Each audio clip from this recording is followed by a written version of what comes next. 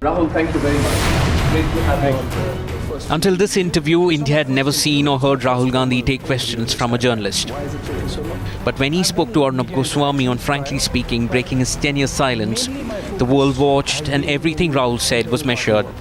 Gujarat riots is the question. Your party has consistently wanted to put Mr. Narendra Modi on the back foot on the Gujarat riots. He says the courts have given me a clean chit. And I'm asking you today, is your party's argument about putting him on the back foot on the Gujarat riots flawed, given the way the courts have looked? The Prime Minister stated his position on the Gujarat riots.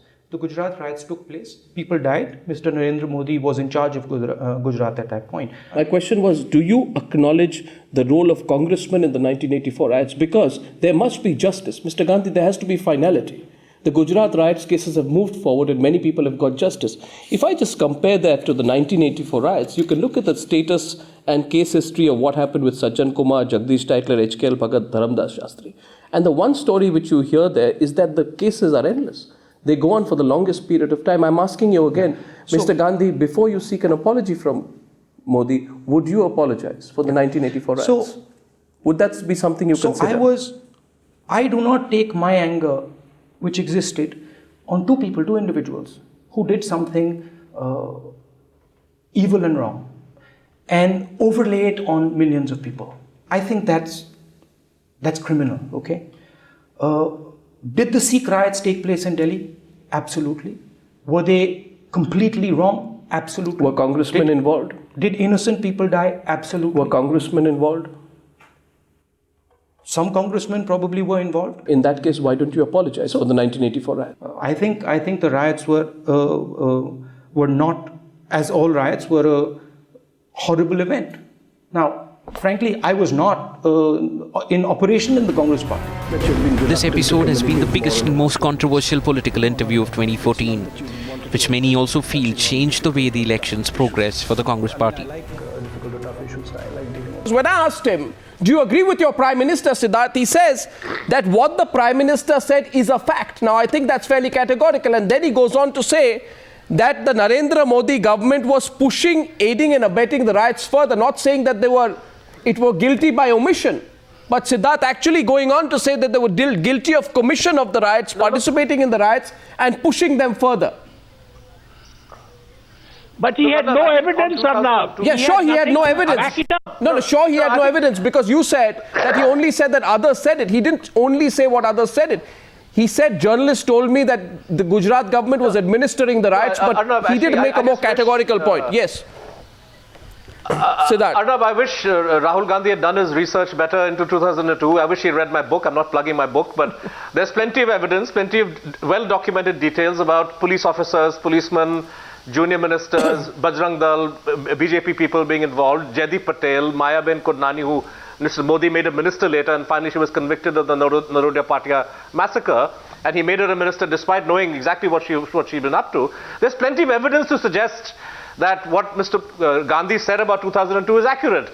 Yeah. Where he failed, and failed disastrously, was in trying to suggest that 84 was different, because there's equal amount of evidence going back to commissions of inquiry, going back to so much of investigative work that human rights groups did about the 84 riots. So to suggest that there was a material difference between the two, I think was disingenuous. And I think at the very least he should have offered your exit clause, your exit route of Did I offer him an exit route? Because he could have easily said, Did I offer him one? I don't think so. Well, you said you said, can you at least apologize? He said something and he could have easily... That could in have taken that. 1984, the Congress party tried to stop the riots. Yes, he said that. Now, I think the Congress party took about 3 days to stop the riots. And similarly, Narendra Modi can say that he pulled out the army in 48 hours. So I think the thing to say that we tried to stop the riots while he didn't isn't exactly accurate.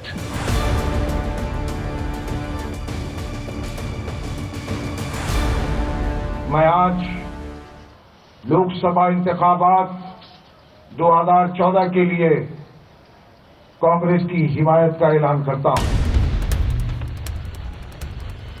For a party that accused the BJP of trying to communalize and polarize voters, Sonia Gandhi's meeting with Imam Bukhari raised eyebrows.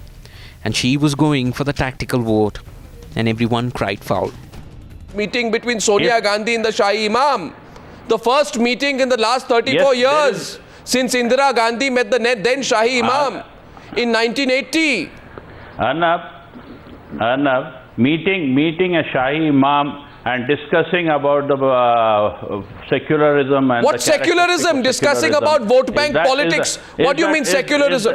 Define secularism. Define. No. 1 second. One second. The Bukhari, Imam Bukhari has himself indicated. 1 minute. No, let's get the facts right.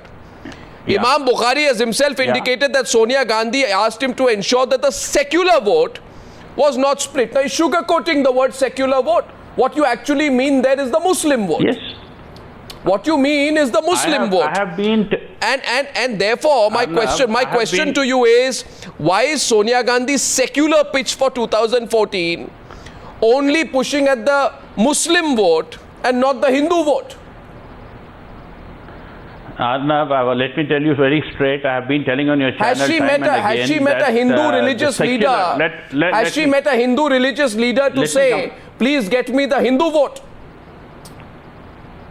Arnab, we are talking about secular votes. You are not talking about Hindu votes or Muslim votes. No, but the Shahi Imam. How do you associate? How do you associate the Shahi Imam with secular votes? No, 1 minute. Question for you: how do you associate the Shahi Imam with secular votes? What do you mean to say that every? No, what do you mean to say that every Muslim is not secular? No. My question to you, my counter question to you is: you are the people dividing people of this country on the basis of religion. Are all Hindus non-secular? Are all Parsis, Zoroastrians, Sikhs, and other communities non-secular? And is the Shahi Imam the custodian of the secular vote in this country? How are the 100 million young voters of this country not divided by religion? Are they not secular? Arnab, he is an imam of an important mosque. He's a religious leader. He drove the campaign on a development plank, but his own cadre often created stumbling blocks by sparking a controversy. Uttar Pradesh में और विशेष करके पश्चिमी उत्तर प्रदेश में ये चुनाव सम्मान का चुनाव है, अपमान के बदले का चुनाव है और जिन्होंने अन्याय किया है उसको सबक सिखाने का चुनाव है.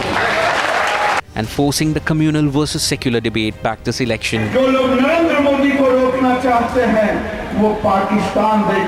While attracting negative media attention. The shift from development to polarization was blatant.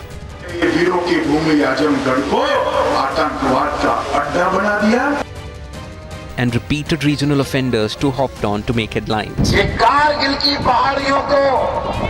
फतह करने वाला कोई हिंदू नहीं था, बल्कि कारगिल की पहाड़ियों को नाराए तकबीर अल्लाह अकबर कहकर फतह करने वाले मुसलमान फौजी थे. If on the soil of this country, a person who wants to be member of parliament feels that if you oppose a particular leader, you should go to Pakistan, and if he says there is no space for these people, that person is provoking others. And he will be responsible tomorrow. He is insulting Indian democracy. He is insulting Indian democracy. And I think your entire senior leadership should take a position on it. If you vote against anybody, you should go to Sri Lanka or Pakistan or Nepal. Then what are you talking about? Sudhanshu Trivedi. You don't believe in democracy at all. Sudhanshu Trivedi. You have to stand up for democracy. You are the political advisor to the BJP president. You should tell Rajnath Singh to respond to this. Being an ostrich or just pretending that these issues don't exist is not a way to respond. The entire BJP top leadership cannot speak one word against. Sanjay Jha, who's wrong? You'll choose Giriraj Singh because it suits you politically. Well, Arnab, to be very honest, both are wrong. But what is absolutely appalling and amazing is how Sudhanshu Trivedi is justifying Mr. Giriraj Singh because of the fact that he is at the moment not the MP they want him to be. And Mr. Modi's silence speaks much more than the fanciful speeches he makes in the podiums. He will never condemn it. The Bharatiya Janata Party strategy is to speak with a forked tongue. This is very much on the plans they have. There will always be an Amit Shah who will make a hate speech. Mr. Modi will not condemn that. He will have an image of being above it all. I don't think anybody's buying that anymore.